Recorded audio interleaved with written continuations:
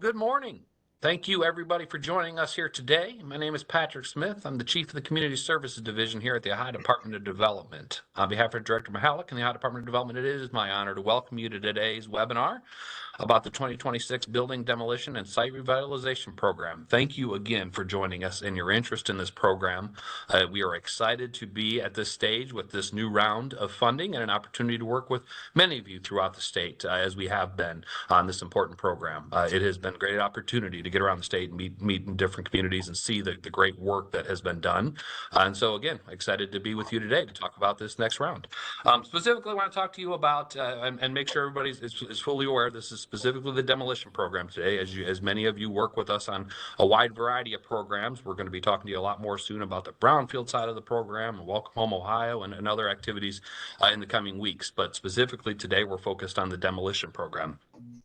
Wanted to share just some high-level updates and things to keep in mind as all of you approach this year and our partners around the state think about the projects that will make sense and really the process that we're going to be utilizing. Not a lot of changes to this round from previous rounds as far as the state budget goes and things. They did refund it, right? So that's why we're here to talk today. And specifically, the round today is funds set aside in each county for the lead entities. As many of you are familiar, if it's a county, if you're in a county over 100,000 in population, you have a land bank. The land bank is automatically the lead entity and will be leading in utilizing these funds for this round. If you're a county under 100,000 in population, we have been working with you to just reaffirm that your county commissioners have designated a specific entity within that county to be the lead entity. For the most part, that is land banks in most communities. If any of you have not fully completed that process, the 100,000 and below, and just had your county commissioners reaffirm, please work to do that in a timely manner.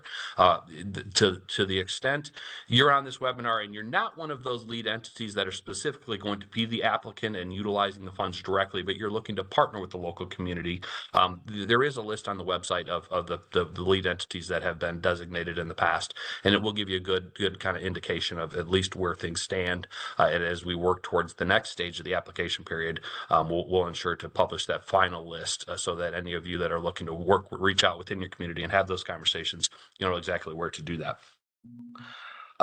We worked in this round, so specifically, as many of you may have seen, as we published the guidelines and the specifics for this round, what the legislature did is they specifically set funds aside that we'll be utilizing with each of the lead entities within each county. So $230,000 in each county will be made available to the lead entity, the land bank likely in your community, to utilize for eligible expenses, eligible projects within the demolition program. So we're excited to work with you all. We've tried to streamline the process, at least for this round specifically, with all of you, and to be as straightforward as we can. So the idea here is we're going to open up an application, a very brief time period for entities, these lead entities, to get in and just reaffirm that they do want to utilize the $230,000 in your community and accept, kind of that process. It's certainly, if at that stage you have specific projects identified and want to get them into the portal and have that, begin that process, you're welcome to. But the idea is really we're just looking to confirm that you want to utilize the $230,000 in community, and we want to get you under a grant agreement pretty quickly. So basically a conditional grant agreement that you'll then work with our team and identify specific projects that, are eligible. So as you're all familiar with, and most of you are specifically with the grantees and the lead applicants that we work with on this, we'll work with you on specific sites. It's the important things that have always been a part of this demolition program, right? You have to have clear access to the property to do the activities you're thinking about, and it cannot be a brownfield. So, right, if you have a subsurface contamination on that site or issues like that potentially are brownfield characteristics, you cannot use these funds for those sites.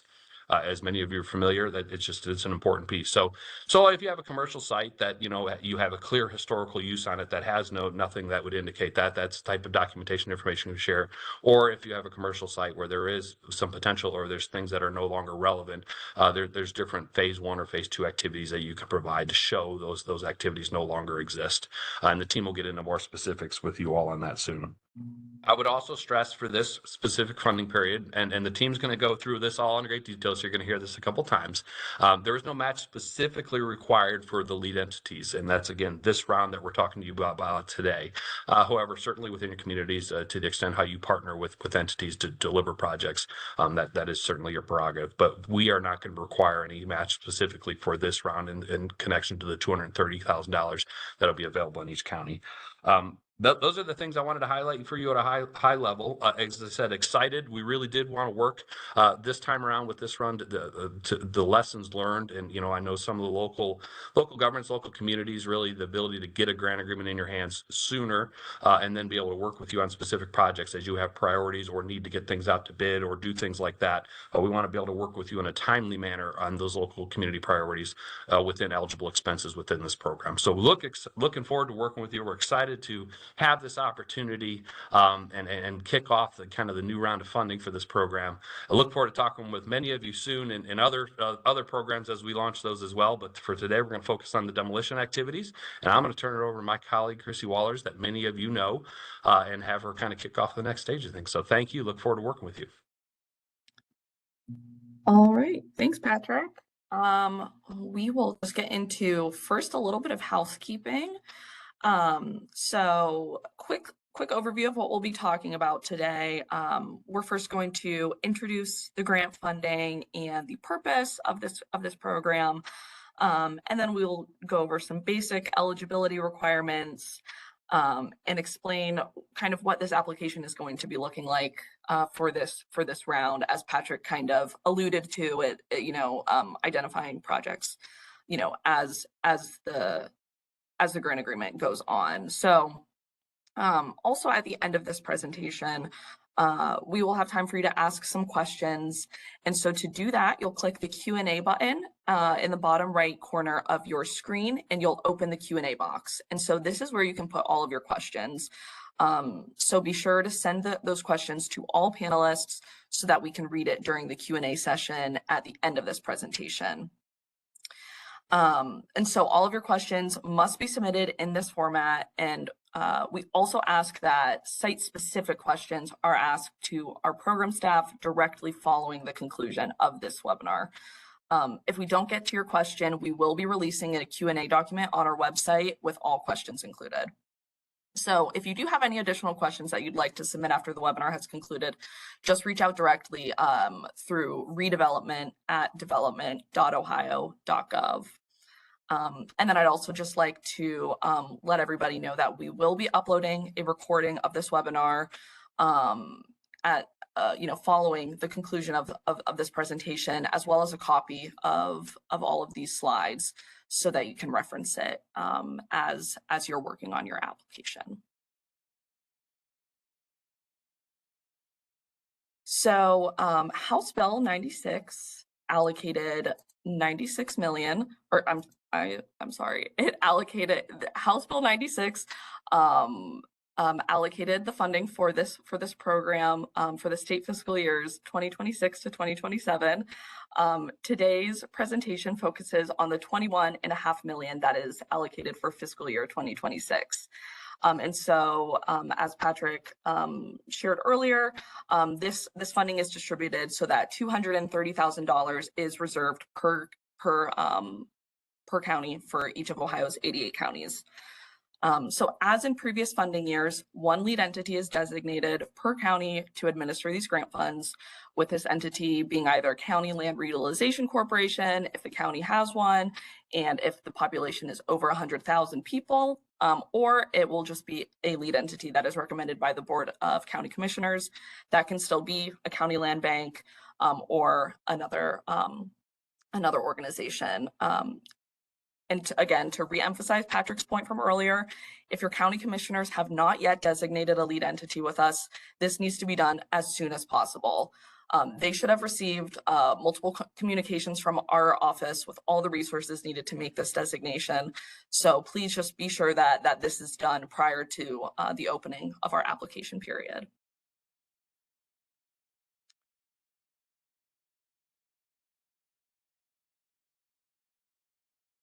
And so the purpose of this demolition grant is to award grants for the demolition of commercial and residential buildings and revitalization of surrounding properties on sites that are not brownfields. And again, to emphasize an earlier point that was made by Patrick, if you have a site that needs to be demolished, but it's a brownfield and requires further environmental cleanup, please check out our brownfield remediation program. We will be having a webinar on that program next week at this time, on next Tuesday. So if you are interested in that program, or if you have sites that are brownfields, they're not eligible for this program, but I would strongly encourage everybody to look into our brownfield remediation program. So if you do need any other information, we have our webinar next Tuesday, but also feel free to reach out to any of our program staff or to myself for any additional information on the brownfield program. We're going to have some slides later on in this presentation that go a little bit further into how to identify if your site is a brownfield. So definitely stay tuned if you do still have additional confusion on that part of it. And so then it's also just important to note that these funds are not intended for rehabilitation or revitalization alone. They're set to cover demolition purposes. So once a structure is demolished, that site can then be revitalized, and the redevelopment of those sites will be at the discretion of the lead entity or the local governments pursuant to their strategic or community plans. And so at this point, I am going to pass this presentation along to one of our environmental specialists in our office, Crystal Cano, to discuss more program specifics and the application process. So let me pass over the presentation and you can take it away, Crystal.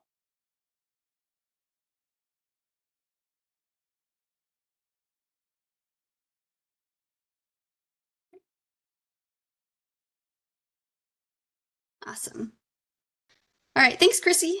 Hi, everyone. My name is Crystal Cano, and many of you know me as the point of contact for the demolition program, but I'm also the field representative for the Northwestern region of the state. If you have it available, I definitely recommend opening the demolition program webpage and the program guidelines if you'd like to follow along with the presentation. Now, beginning with what kind of properties are eligible for the program, you see here that the three primary types of structures that are eligible for the program are commercial, residential, and mixed use. When it comes to commercial properties, we're talking about structures that have been used for retail, office, institutional, industrial, or manufacturing uses. But in addition to this, a commercial use property can have a mix of these uses or a combination of these uses with residential use. Now, one thing I do want you to keep in mind if you're thinking of submitting former manufacturing or industrial use buildings is whether that site qualifies as a brownfield. And we'll get into what a brownfield is in a minute, but just be aware that these types of structures may require more documentation to verify their eligibility. Residential properties are pretty straightforward. Now, when it comes to these properties, it must be zoned for residential use and must have been currently or previously used as a residential dwelling, or in some cases, it may be connected to a residential dwelling. In the case of mobile homes, the structure must be affixed to the land and must be non-mobile to meet eligibility. By non-mobile, we mean no tires. If you submit this type of property, just be sure to include clear photos showing that it's affixed to the land. Barns and silos are also eligible in this program, but they do have to meet some specific requirements.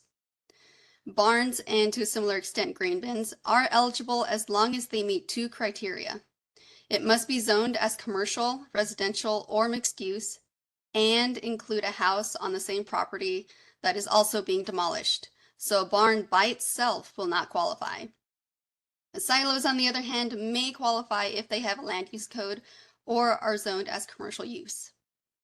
In either case, eligibility will be determined on a case-by-case basis. Partial and interior demolitions, such as removing slabs and foundations from a previous demolition, or asbestos abatement prior to demolition activities, are allowable. But just to reiterate, funding for this program is limited to demolition activities and must not be for the rehabilitation of a structure. And I'll clarify what that means at the end, but just remember, no to rehabilitation and yes to revitalization. and in any case, eligibility will be determined on a case-by-case basis. Lastly, we come to historical properties. In this instance, some additional reviews and assessments must be made in order to determine eligibility. And there are two examples we'll go over regarding this process. In the first case, if the property you want to demolish is on the National Register of Historic Places list or is listed as part of a historic district, then it is ineligible. However, you may apply for a waiver from Ohio State Historic Preservation Office, known as SHPO, and if it's granted, it is eligible as long as it is in compliance with all SHPO policies, which usually involves a memorandum of understanding outlining what activities are allowable at the site. For anyone interested, the application for a waiver is available on the demo program's webpage under grantee resources. Now, what happens if your property is not listed, but you think it might be eligible as a historical property? If the historical status can't be assessed by a local historic review authority, then you must reach out to SHPO for confirmation. If it is deemed to be historical, then just like before, you must apply for a waiver in order to meet eligibility. Because demolition activities are irreversible, please be aware that if a structure is suspected to meet the historical standard, we will reach out to you for verification on that status. If that's the case, then definitely reach out to your local historic society, and if you don't have one, then you can defer to SHPO for that verification. Finally, I'd like to go over some properties that are ineligible. This includes occupied structures, unless they're contiguous or connected to an eligible structure that will be demolished. For instance, if there's a row of buildings downtown and a blighted vacant building is connected to an active business, then that would still be eligible. And if the structure is currently occupied but will be vacant, just be sure to include a clear plan for vacancy that includes a committed date for vacancy. And unless there was a fire or other kind of disaster that took place, the structure must be vacant for at least 60 days to meet the definition of vacancy. And next would be structures that are used for agricultural purposes. And last but not least, brownfields. Okay, now if you're still with me, you'll remember that I mentioned brownfields when we were talking about industrial and manufacturing sites. We define a brownfield as an abandoned, idled, or underused industrial, commercial, or institutional property where expansion or redevelopment is complicated by known or potential releases of hazardous substances or petroleum. The contamination to be remediated is required at the subsurface level. But note that if this hazardous substance is asbestos only, then it is eligible for the demolition program, and residential properties do not qualify as brownfields. So how do you know if your property is a brownfield? Historical use is the biggest hint to solving that mystery. For example, was it used as an auto shop, a dry cleaner, print shop, paint supply shop, or does it have abandoned underground storage tanks? And if the site is suspected to be a potential brownfield, be prepared to provide any of the supporting documentation listed here. That includes a Phase 1 or Phase 2 environmental assessment that confirms the site is not a brownfield, a no further action letter, or a covenant not to sue. Now, I do understand that in some cases, resources can be limited to make these determinations, so if you are ever unsure about a brownfield status, please don't be afraid to ask. There are some links provided on the program webpage that contain databases from Ohio EPA, US EPA, and Buster if you're looking for information on underground storage tanks.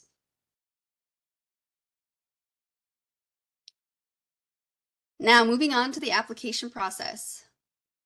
Letters of intent from county commissioners designating the lead entity for this new round of funds, along with grant user access forms, were due in September. So if you have yet to submit those, please get those to me or to the lovely Chrissy Wallers as soon as possible so that you and your staff can access the Salesforce system.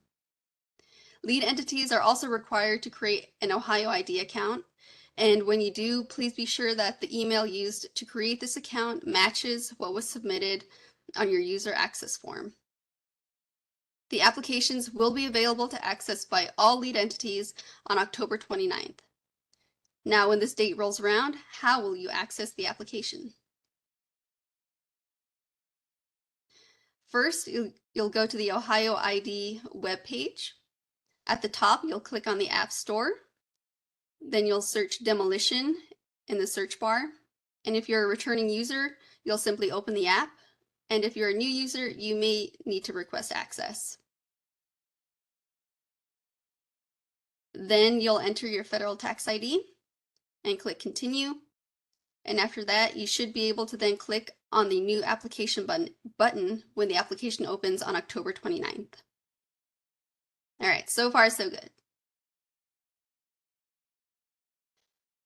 Just a quick note that previously we used the term set aside, but just know that we now refer to that as reserved funding. Now, for those of you who submitted applications last round, here's where the process is slightly different. And I want you all to keep this primary objective in mind for submitting your application. Claim your reserved funding. Have you identified all of the projects that will utilize the full $230,000? Great, fantastic. Then you can complete all the tabs in the application, include the project assumptions and cost estimate, and submit your application to claim your reserved funding. Are you not sure what projects you have yet, or haven't identified enough to utilize the full $230,000? Not a problem. Just provide all of the information that's available, such as cost estimates or projected budget, and submit your application to claim your reserved funding. And by when should you claim your reserved funding? November 19th by 5 p.m. Remember that November 19th by 5 p.m. to claim your reserved funding. After you've claimed your reserved funding, you'll receive your grant agreement as soon as possible. The information you'll provide in the application hasn't really changed.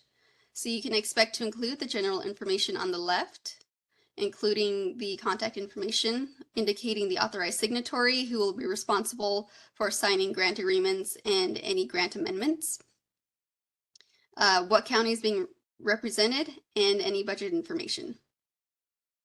You can also expect to include in the scope of work a project name, estimated start and end dates, project location, project description, and anticipated location and use.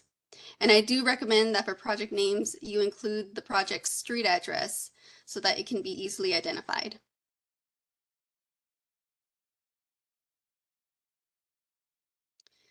The following documentation will also be required to be submitted and includes a verification of blight, verification of vacancy before pictures, property ownership, proof of access, and the PACE and budget justification.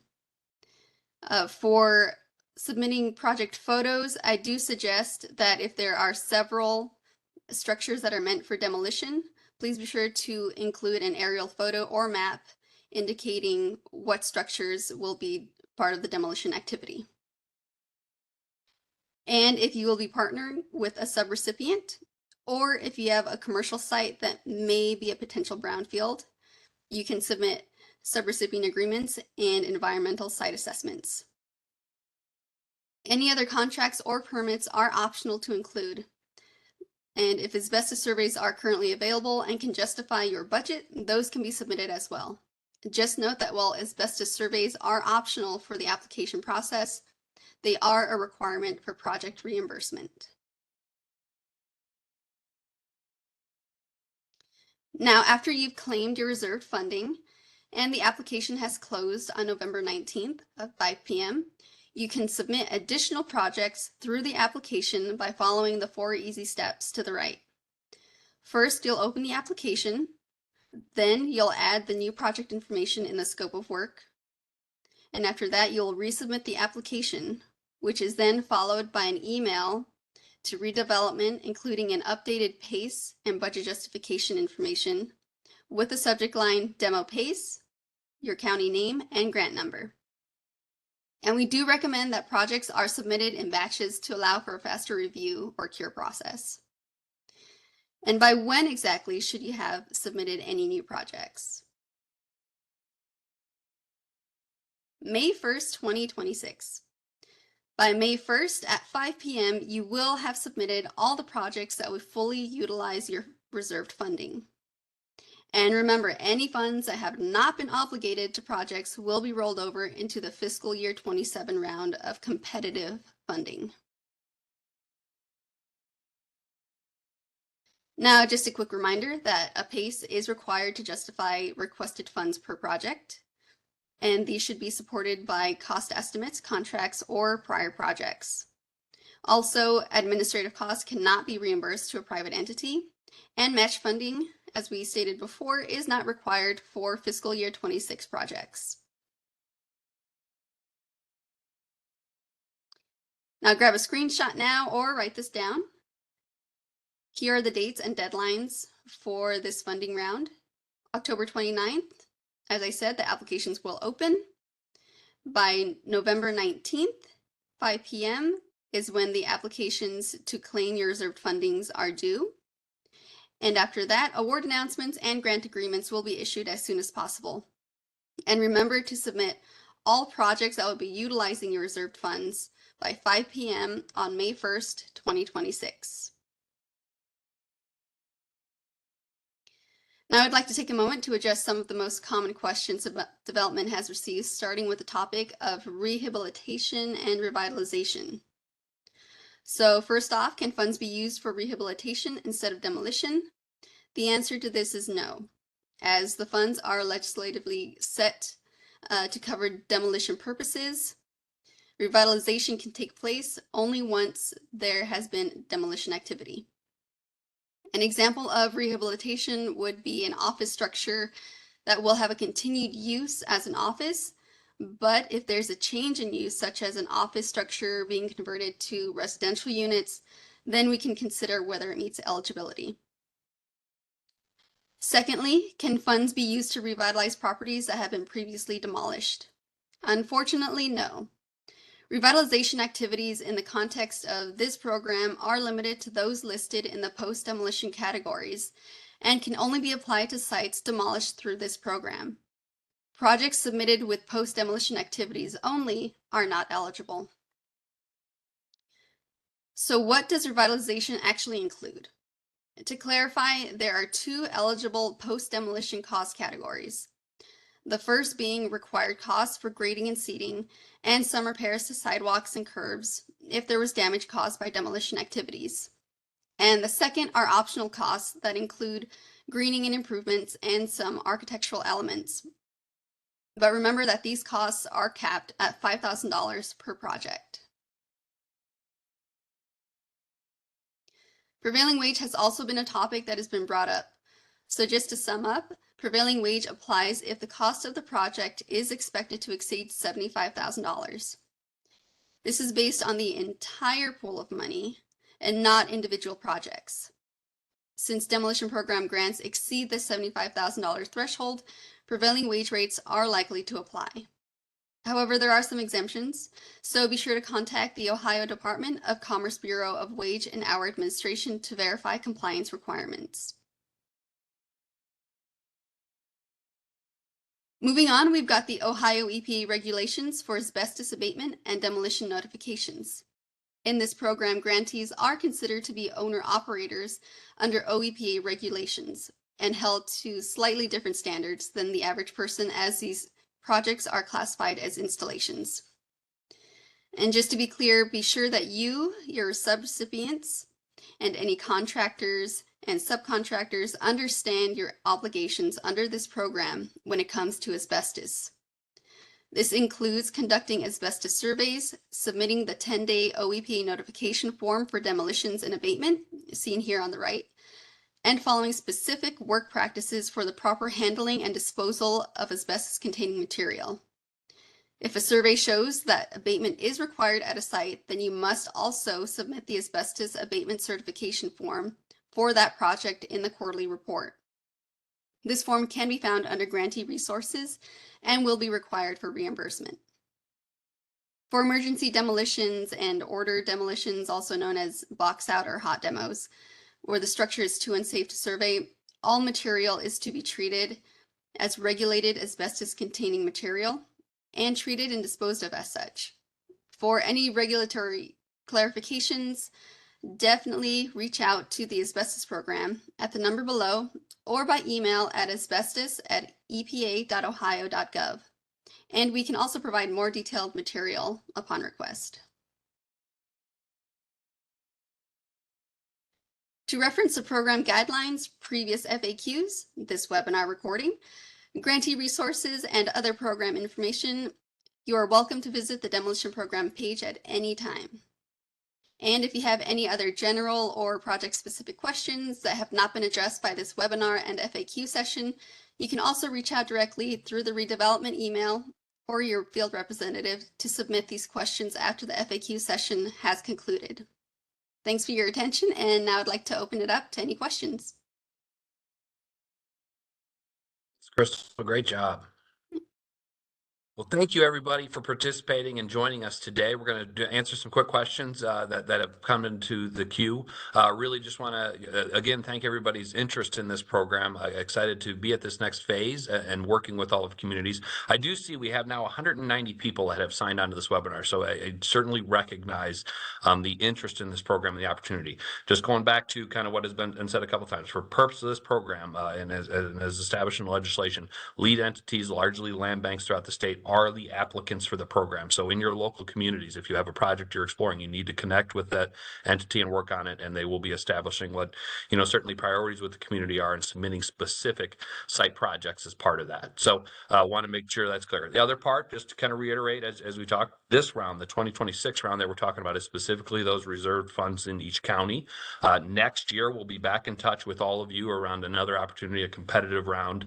We'll be looking at that. That is one of the changes the legislature made to the program that will affect next round. Is not just a simple first come first serve in applications, but instead a merit-based review of applications.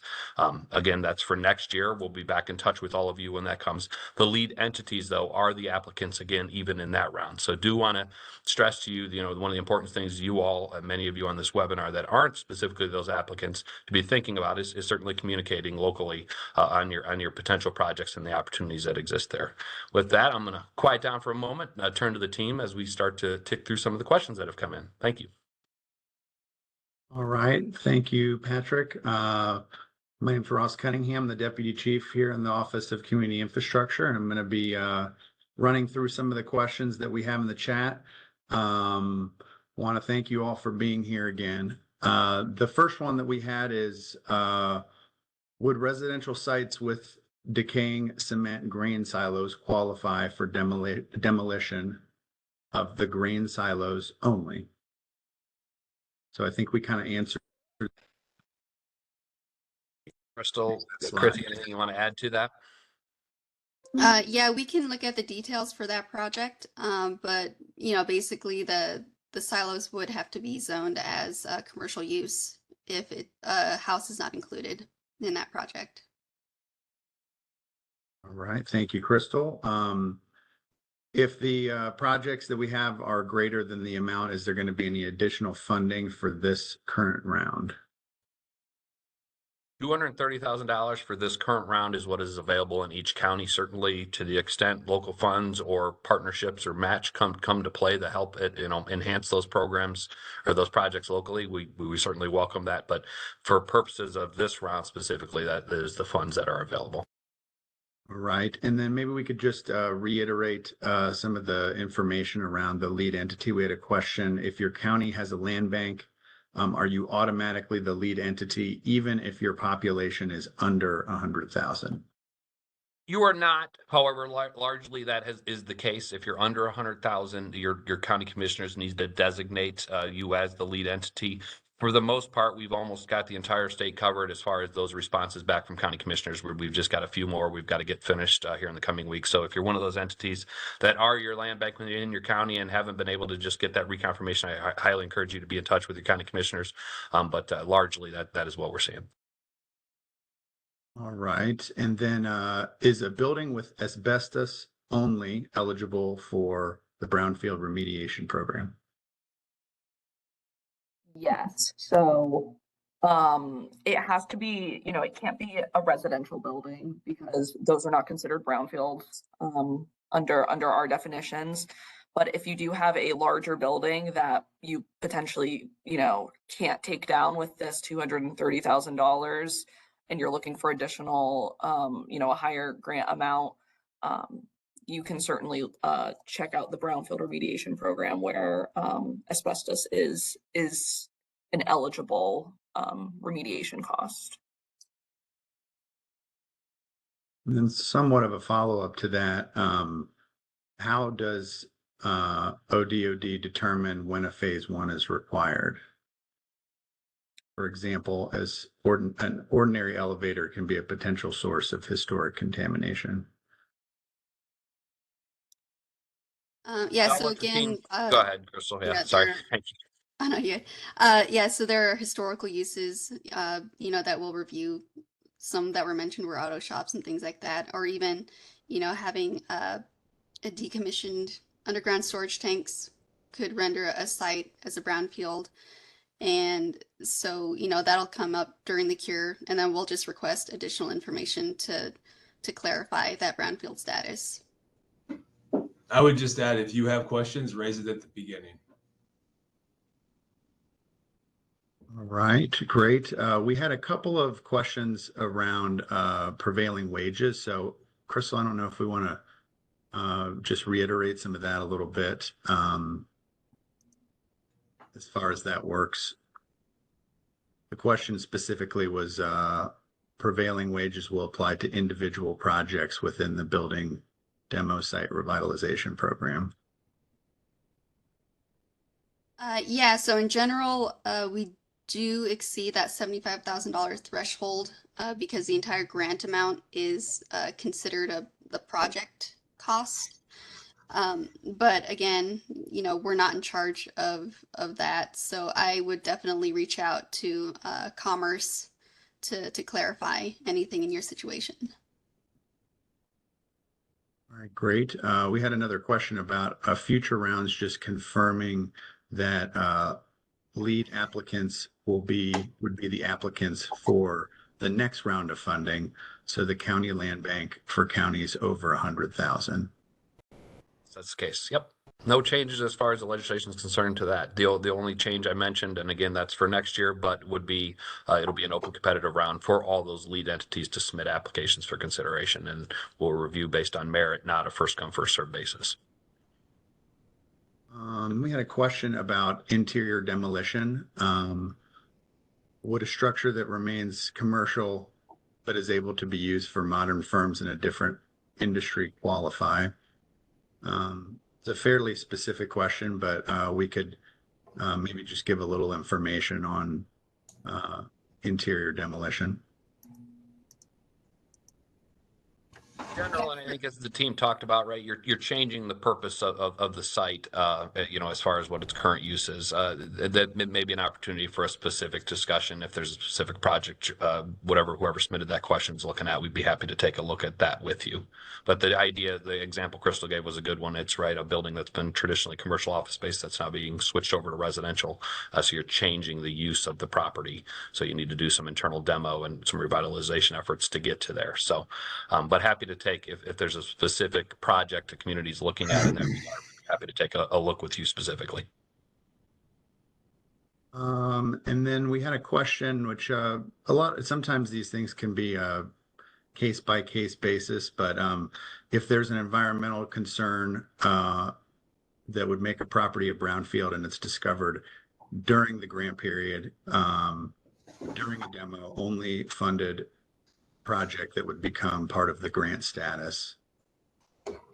So what would happen to a property if it's discovered to be a brownfield? We cannot use demolition funds on brownfields. Hard stop.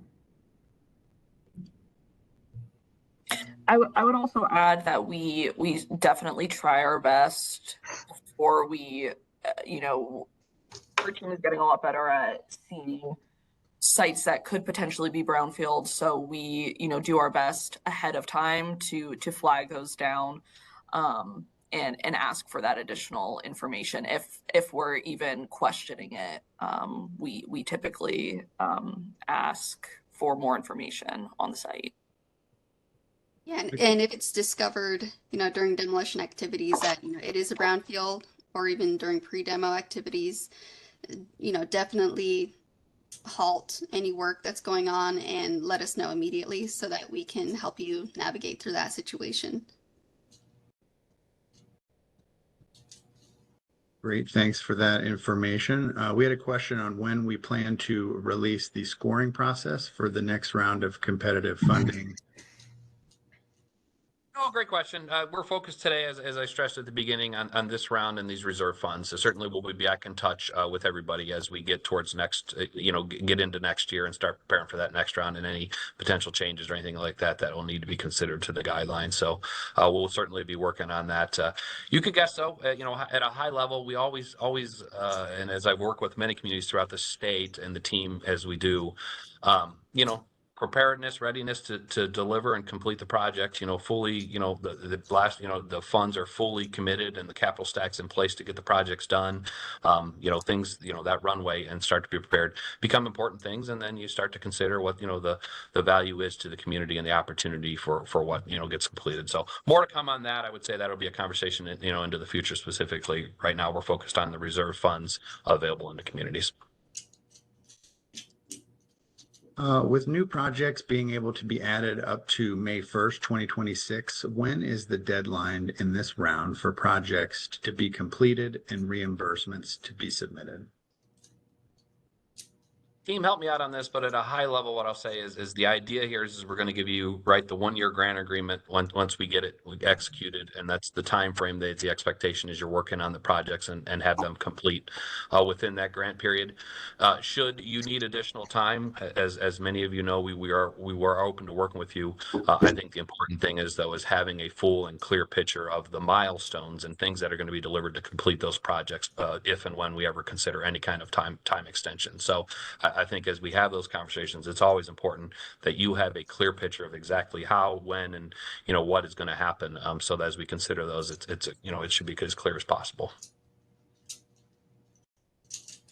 I have a question on where can we register for the webinar for Brownfield. I imagine that is next week.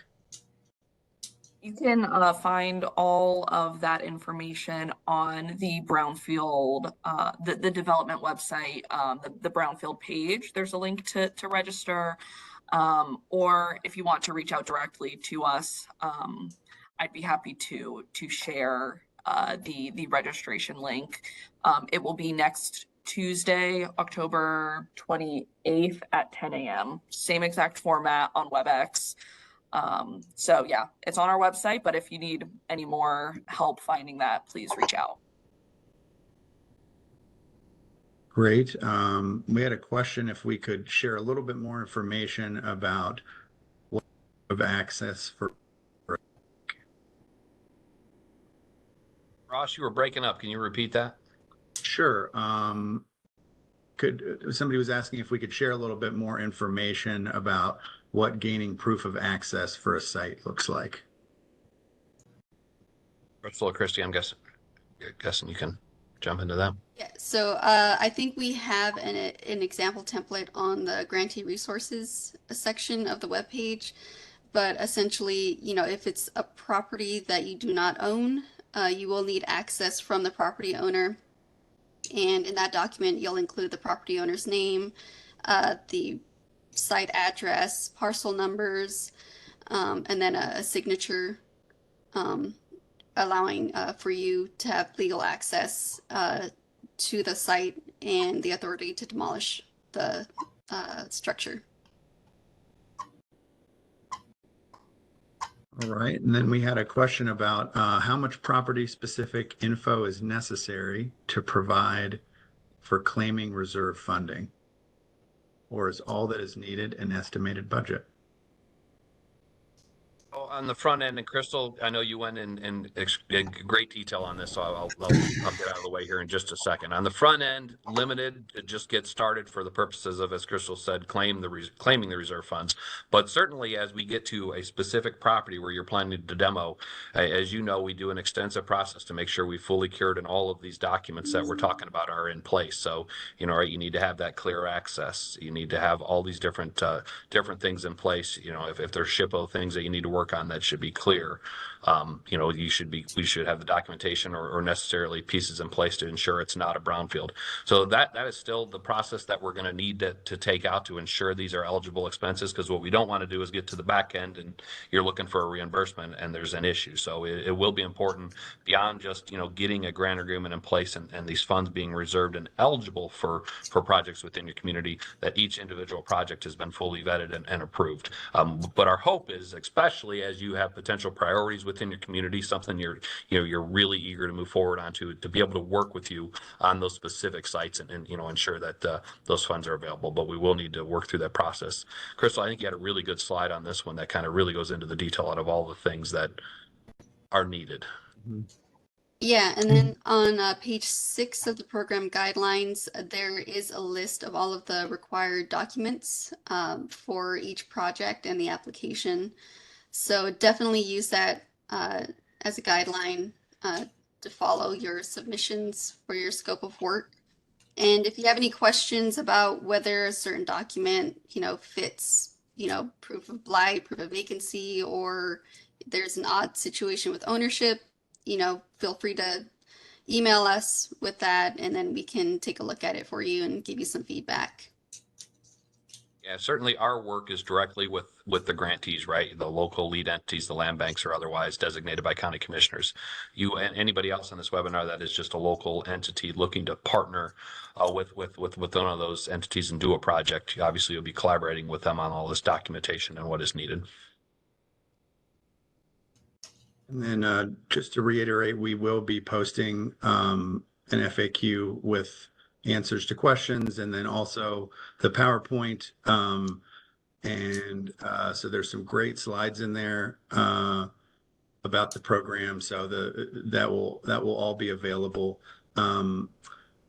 Crystal, do you mind just mentioning, maybe, you know, somewhere in the guidelines where somebody could look for that kind of like decision point between, is this a brownfield or should I go forward with this as a demo project?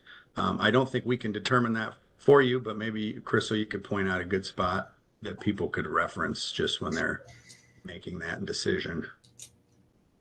Yes, so at the very end of the guidelines on page 12, we do define what a brownfield is. And so we're basically working off of that definition that, you know, was mentioned on that slide. And, you know, again, if there is even just a potential that it could be a brownfield, that could be enough to make it ineligible. So, you know, again, it could be things like you know, USTs that are still there, or, you know, historical uses such as old auto shops and things like that. So, you know, keeping those types of activities in mind kind of can help you figure out what kind of site it is. And again, reach out if you're not sure, and, you know, we can either lead you to other resources or, you know, give you some feedback. We appreciate the opportunity, the great partnership we've had with all of you throughout the state and the land banks on this program. So certainly, you know, reach out. We're happy to work with you and certainly try to work to see how these projects can get done in your community. Right. I think we've pretty much gotten through all of the questions. Again, to reiterate, please don't hesitate to reach out with any specific questions, but then also, you know, reference the materials. We have some great materials out there that can help you guide some of these decisions. Want to thank you all for attending. And Patrick, do you have anything else before we? No, just echo what you said there, Ross, and appreciate everybody jumping on. We had just shy of 200 people get on, so as I recognized it, an exciting opportunity. We're ready for the next step with all of you and look forward to talking with many of you here in the coming weeks about some of the other programs we're working on. So thank you again for your interest and your partnership and the great work you're doing around the state of Ohio. Appreciate it.